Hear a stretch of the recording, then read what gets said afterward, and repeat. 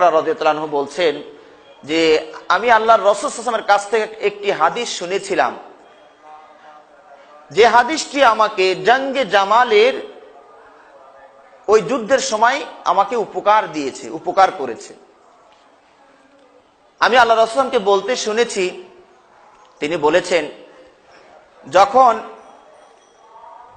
কিসরা তদানীন্তন বিশ্বে পরাশক্তি একটি রাষ্ট্র, পারস্য এবং রোম, এই রোমের বাদশাহ যখন মারা গেল বা কিসরা যখন মারা গেল, তখন ওই দেশের জনগণ তার মেয়েকে শাসন ক্ষমতায় অধিষ্ঠিত করলো।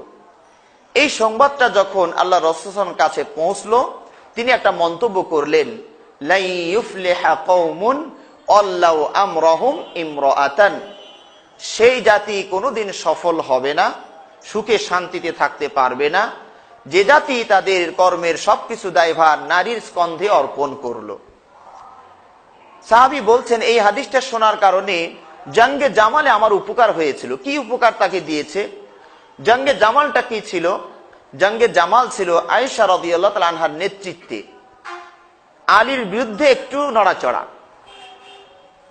তার মানে ওসমান রাদিয়াল্লাহু তাআলা আনহু নিহত হওয়ার পরে সকল সাহাবারই প্রাণের দাবি ছিল যে এই হত্যাকাণ্ডের বিচার করা হোক। তার ভিতরে আয়েশা সহ তারও অনেক সাহাবাই, মানে সকল সাহাবাই এর পক্ষেই ছিলেন যে ওসমান হত্যার বিচার করা হোক। কিন্তু এর আগেও আমি আপনাদেরকে বলেছি, প্রতিকূল পরিবেশের কারণে আলী রাদিয়াল্লাহু তাআলা আনহু একটু বিলম্ব করছিলেন যে হজে যারা যে সকল সাহাবারা চলে গিয়েছেন তারা হজ থেকে মদিনায় ফিরে আসুক, বিভিন্ন যুদ্ধে সাহাবারা চলে গিয়েছেন তারা ফিরে আসুক। কারণ এখন বিচার করতে গিয়ে মানে ওই কাটা খায়ে নুনের ছিটা দেওয়ার মতো অবস্থা হয়ে যাবে।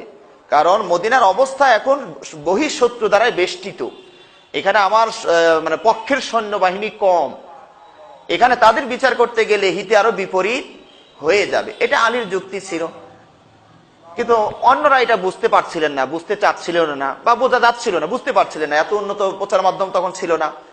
যার কারণে আয়েশা রাদিয়াল্লাহু তাআলা আনহা তিনি মক্কাতে ছিলেন, তিনি বেশ কিছু সাহাবাকে সঙ্গে নিয়ে আলীকে যেন একটু চাপ দিবেন, কেন বিচারটা করা হচ্ছে না, এমন নির্মম ভাবে ওসমানকে হত্যা করা হলো, এই বিচারে বিলম্ব করা হচ্ছে কেন। তো এই দায়িত্বটা, নেতৃত্বটা সকল সাহাবা যেন আয়েশাকেই দিলেন, যে আপনি এটা দায়িত্ব নিলে সুবিধা হবে, আপনি রাসূলের স্ত্রী, আমাদের মানার চেয়ে আপনাকে বেশি মানবে, শ্রদ্ধা করবে। এই হিসেবে আয়েশা রাদিয়াল্লাহু তাআলা আনহা ওইটার ওই নেতৃত্ব দিচ্ছিলেন। আর আপনারা জানেন সেখানে যে ঘটনাগুলো ঘটে গিয়েছে, অপ্রীতিকর ঘটনা, সেগুলো আপনারা জানেন। যদিও এখানে কেউ দোষী ছিলেন না, কারণ তাদের মাঝে আপোষ হয়ে গিয়েছিল যে হ্যাঁ, যেহেতু আমরা এখন বেশ সংখ্যক হয়ে গিয়েছি, এখন আমরা বিচার করতে পারি, আগামীকাল তাদের বিচার করা হবে।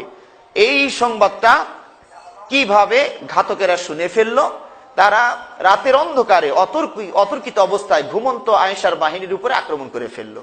ওই ঘাতক দলেরা তারা ভাবছে যে আমাদের আজকেও এমনি মরণ অমনিও মরণ, কালকে তো বিচার হবেই, কাজে আজকেই ঘুমন্ত অবস্থায় আয়েশার বাহিনীর উপরে আক্রমণ করে ফেললো।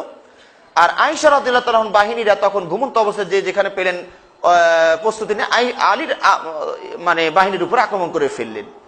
তার মানে তাদের ধারণা ছিল ঘুমন্ত বাহিনীর উপরে আলীর বাহিনী হামলা করেছে। আসলে আলীর বাহিনীও নীরব ছিলেন, আয়েশার বাহিনীও নীরব ছিলেন। মাঝখানে ওই যে শত্রু বাহিনীটা ওই আয়েশার বাহিনীর উপর আক্রমণ করেছে। এতে করে ভুল বোঝাবুঝি হলো।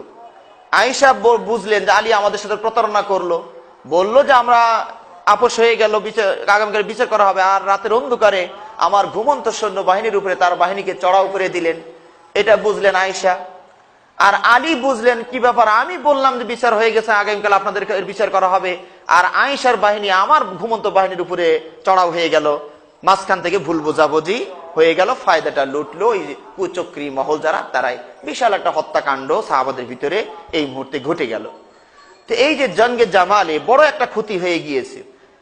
এখানে সাহাবা আবু বকর বলছেন যে সমস্যাটা যেন ওই নারী নেতৃত্বটাকে একটু যেন ইঙ্গিত করছেন এই জায়গায়। যদিও এখানে পুরা ক্ষমতা আয়েশার হাতে ছিল না, খেলাফত আলীর হাতেই আছে, এবং আমরা আহলুস সুন্নাহ জামাতের আকীদা আলী হকের উপরে ছিলেন। আয়েশা হয়তো চাপ দিচ্ছিলেন যে বিচারটা করা হোক, এটা আলাদা যে কোনো দল গঠন করেছে নেতৃত্ব দিচ্ছেন তা কিছু নয়, তবু এইটুকু নেতৃত্ব রাসূলের বিবি দিচ্ছিলেন, তবু আল্লাহ যেন সহ্য করলেন না। আলীর বাহিনীকে, আয়েশার বাহিনীকে সেখানে পরাজিত করলেন। আয়েশার পায়ের উটটাও সৈন্যবাহিনীর কোবে কেটে গেল, আয়েশা পড়ে যাচ্ছিলেন, কোন রকম হাউদাস ধরে সসম্মানে তাকে নামানো হইল। এরপরে সসম্মানে আবার তাকে মক্কাতে ফিরিয়ে দেওয়া হলো। এই যে সংক্ষিপ্ত একটা নারী নেতৃত্ব এখানে চলছিল, এইটাকে আবু বাকরা বলছেন যে রাসূলের ওই হাদিসটা রাসূলের ওই হাদিসটা আমাকে জঙ্গে জামালে উপকার দিয়েছিল, কারণ আমি সিদ্ধান্ত নিয়েই ফেলেছিলাম যে আমি আয়েশার পক্ষ হয়ে আলীর বিরুদ্ধে যুদ্ধ করব। এই সিদ্ধান্ত আমি নিতে যাচ্ছিলাম, হঠাৎ করে হাদিসটা মনে পড়ার কারণে আমি কোনো দলেই গেলাম না, আমি আলাদাই থাকলাম যে এই ঝামেলার মধ্যে আমি যাব না। তাহলে এখান থেকে বোঝা যাচ্ছে যে এই যে নারী নেতৃত্বের কারণে সমাজের ভিতরে এত বিশৃঙ্খলা, এত সমস্যা সৃষ্টি হচ্ছে। আমি জানি না মুসলমানরা কতদিন পরে এটা বুঝবে, এখনো বুঝতে পারছেন কিনা সেটা মুসলমানরা সিদ্ধান্ত নেবে, দেশের জনগণ সিদ্ধান্ত নেবে। তো হাদিসের কথা আমি আপনাকে বলছি, আল্লাহ রাসূল যেটা বলেছেন, আমি একজন মুসলিম হিসাবে, আপনি একজন মুসলিম হিসাবে এগুলো জানা আমাদের দরকার, এবং সেই অনুযায়ী যেভাবে যার সম্ভব সামর্থ্য শক্তি সেভাবে আমল করার চেষ্টা আমাদের করতে হবে। আল্লাহ রাব্বুল আলামিন আমাদেরকে তৌফিক দান করুন, আমিন। তো নারীদের